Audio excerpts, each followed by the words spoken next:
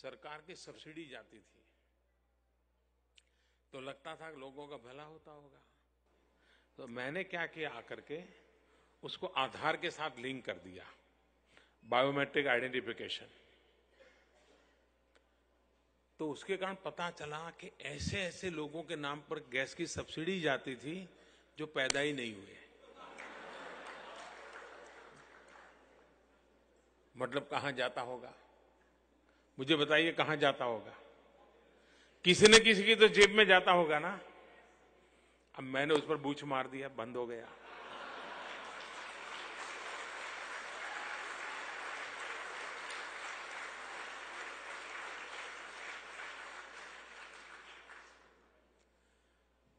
सिर्फ इस प्रकार की सब्सिडी सही व्यक्ति को मिले।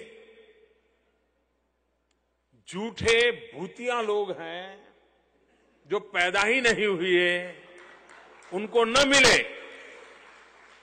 इतना सा काम किया, बड़ा काम नहीं किया, इतना सा ही किया। परिणाम क्या है मालूम है?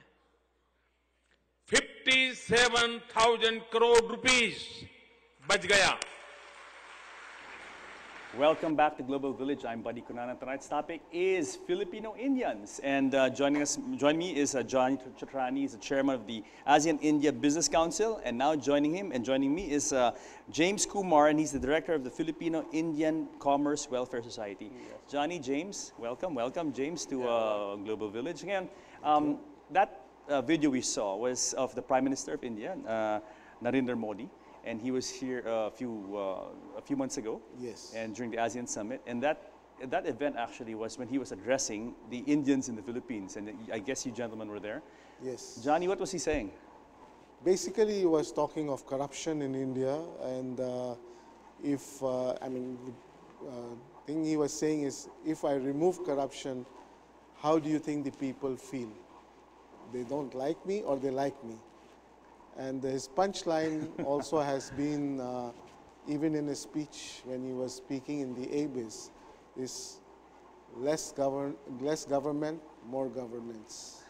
So basically corruption is what he wants to. And it looks like he was very warmly received by the community here. Yes. I watched the whole video, and it was a lot of warmth, a lot of you could feel that they were connecting very much with the Prime Minister. Very much. Very good. Now, James, ikaw naman, pag-usapan natin yung background mo. You're Indian, no? Yes. 100%. Tell us a bit about yung background mo dito sa Pilipinas. First of all, thank you for inviting us. I'm a businessman. Basically, I have a consultancy, and meron din po ako dalawang restaurant, Indian restaurant. Matatawag niyo ako parang 5'6" baby. Well, Indians, kilala yan sa 5'6". Ang parents ko dumating dito, their main business, 5'6" lending. Then dahan-dahan, napag-aral niya kami from there. Then ako, napag-asawa ko, Filipina. I'm blessed with 5 kids, 3 girls and 2 boys. Congratulations, very nice. So basically yun, ako naman, wala na ako sa 5'6", kundi naman sa consultancy and restaurant business. Very good. Okay, bago natin pag-usapan yung 5'6", I want to talk about the community because I understand that there are 2 main groups that compose yung Indian community sa Pilipinas. And I think that I have a good representation here because James, ikaw ay Punjabi. Punjabi. Right? And Johnny, you're Sindhi. Yes. And so tell us a bit about the differences or the nuances between the 2 groups that compose the majority of the Indian community in the Philippines. Maybe I ask you, Johnny, to talk about your grouping, the Sindhis. Sindhis, again, come from, our ancestors come from a province of Sindh, which was formerly part of Pakistan. Now, when Pakistan and India separated, so a lot of Sindhis moved to India. And Sindhis are found in all over the world, known to be traders. The primary business of a Sindhi would be trading, buy and sell. That's the expertise of a Sindhi. Okay. Why is that? Why are Sindhis, and I'm going to get to the Punjabis in a moment, why are the Sindhis so attuned towards that? What is it about the culture in that area where your family is from that makes you good at trading and just bartering and things like that? It's just that was brought down to us by our ancestors, so we have been, it's in our blood, I would Let's put it that way. It's in our blood. So we're just carrying it on.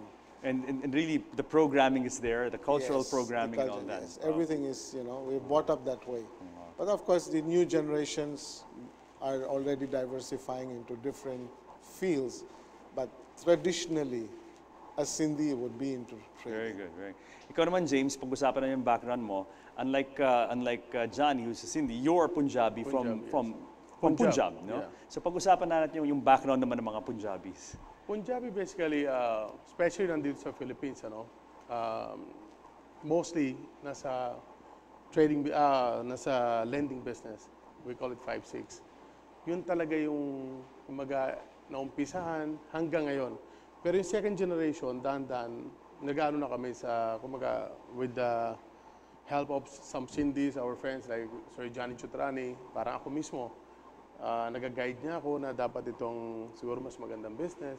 So, naano rin namin yung sarili namin sa trading. Oo. Pero bakit traditionally, bakit yung mga Punjabis ay into money lending and finance? Bakit yun yung nasa kultura ng mga Punjabis? Actually, kultura, hindi naman nasa kultura, kundi naman, nung unang pumunta ang mga Punjabis dito, naturuan din ng Filipina. Yan ang sinabi sa amin, mga kwento ng mga ninuno namin. Ang nagturo nito, Filipina, hindi Indians, hindi Punjabis, itong lending business.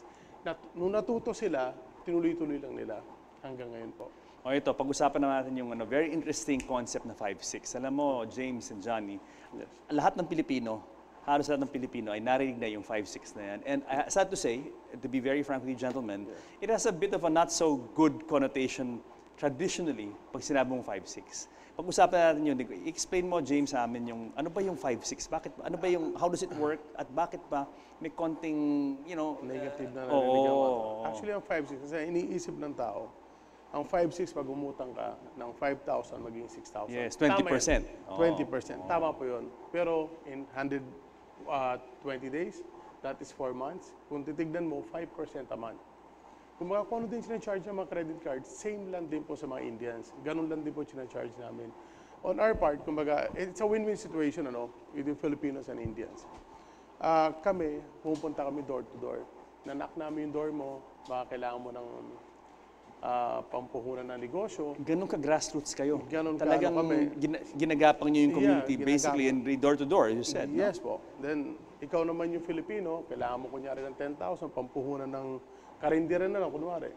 From 10,000, you can earn like 3 to 500 pesos a day. You're earning 3 to 5% a day doon sa pinautang ko sa'yo. And we, Indians, ang ginagawa namin, 5% a month, minsan na nangyari pa sa amin, tinatakbuhan pa kami. So, basically kung nakikita mo, tulong nakakatulong Definitely. ang Filipino sa amin, kami rin nakakatulong din kami sa Oh, kanila. kasi asan pa, alam mo, yung isang malaking problema sa bayan na ito, yung financing. Maraming gusto magnegosyo, wala silang kapital. Walang capital source of and- funds. And if you go to bank or sa government, any agencies, kailangan ko ng 1,000 pesos. They will ask you a lot of parang kailangan ko ng cheque, kailangan nila ng ganito. Kayo, anong Sabi hiningi ko nyo? wala, isa lang. Minsan natatawag ka pa, nababastos ka po, Bombay pa utang. What we do? Yes, ma'am. Yes, sir. That's reality. He's being of it. very frank about it, but that's Yeah. that's Yeah. reality. That's So kami, reality. nirespeto Oo. namin, okay ate, okay kuya, binibigyan namin ng pera, minsan tatakbuhan ka pa. Alam mo, James, I have to admit, isa akong ignorante dyan sa 5-6 na yan. Kaya nga, I'm glad you're here to explain it. Because even I thought, pati ako, akala ko 20%. After, I didn't know it was over 90 days. No, it's So it's there is actually a 90 reasonable. days, 120 days, and some are like, meron akong kaibigan, my mom still, nagano pa rin siya, 150 days. So Wow. we're talking like 4% a bad. month, Yeah. 5% a month. Hindi totoo yung 20% a month na parang pag binigay yung 5,000 yan in 30 Oo, days, it will be 6,000. oo. Wala po See, ganyan. that's the perception, Johnny, no? That's the perception. So, there are a lot of misunderstandings when it comes to the Indian community, and especially itong 5-6 na to, which I'm glad we're dispelling now, finally. And what we do, like kami sa 5-6, sinasabi na 5-6 Mumbai, ganun. Minsan nasasaktan din kami kasi hindi naman yun ang tawag, we're Indians, di ba? Sure. What we do with the Sindhi community, lahat ng mga Indians, meron kami mga medical missions, feeding programs, Yun nga, gusto kong pag-usapan tong Filipino-Indian Commerce Welfare Society mo. I mean, just by the name, it looks like you guys are into mga humanitarian work and all that. Yeah, like nung Bagyong Yolanda, what we did, napagawa kami ng mga bahay. Hindi lang yung Filipino-Indian Commerce and Welfare Society, with meron yung chamber, Sir Johnny Chutrani, with the Indian Embassy. So, gumagawa kami niyan. Hindi lang yung sa Yolanda, any na calamities na dumating sa Philippines, nandiyan dyan ang Indians para tumulong. Meron kaming every 60 days, parang medical mission, may mga feeding programs kami. Tapos pag pumunta ka sa simbahan namin, whether Filipino ka, Indian ka, or Pakistani ka, we don't care about kung ano nationality mo. Yes, yes. As long as nagpunta ka sa amin, lahat ng tulong makukuha mo. You know, Johnny, this is what I love about the Indian community, that you guys have really integrated in this country. Like, look at James, he speaks Filipino like a Filipino, like even better than some of the Filipinos I know, right? And that's what I mean about you guys integrating. I think it's very admirable, and unlike other groups, I won't mention who, but other groupings that have come to the Philippines have not maybe integrated as well as you guys have. And you know, I think it's a beautiful thing. The common factor to that is because both our countries speak English. So it's easy to communicate, and as they say, like you do in Rome as the Romans say. So when Indians come to the Philippines, they just get adopted. They adopt the culture, they adopt the systems, they get to know each other. It's just automatic. But it's also beautiful that you guys have also maintained your own culture, your own practices, which we're going to talk about in the third segment because we have a few minutes to close. But before we go there, James, gusto ko tanong sa'yo, bakit negative yung connotation ng 5'6"? Kasi ngayon pinapaliwanag mo sa akin, ang ganda actually, and very fair, very reasonable. Yun ang hindi maintindihan ng tao kasi iniisip ng tao palagi, 5'6", 20%. Which is hindi. Yun ang explain ko. Ang tao pag umutang 90 days, 120 days, 150 days. Kung compute mo yung 120 days, that is 5% a month. 150 days, that is 4% a month. Hindi naman lahat ng pinapautang namin nagbabayad eh. Ang 20% to 25% na tao na pinapautang namin, tinatakbuhan kami. Yan is pang gusto ko tanong sa'yo, how do you collect? Because syempre, ang hirap maghabol ng utang, di ba? Very hard. Pag umutang ka ng 1,000, Anong guarantee mo na nababayaran ka? wala.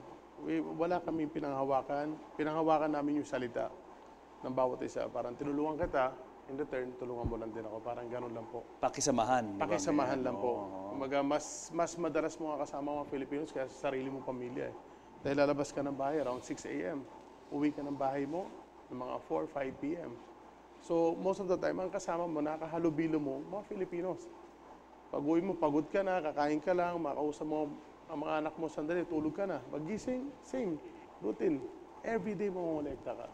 And I guess it also has to do with, kailangan may relationship ka sa community. Yes. Because that's that's one way that I think this can work. That close ka sa mga you're one of them, hindi ka iba, or they can identify with you. You have that, meron kang yung samahan ba, nandun na. Nandun diba? na, totoo po. Yeah. Very good.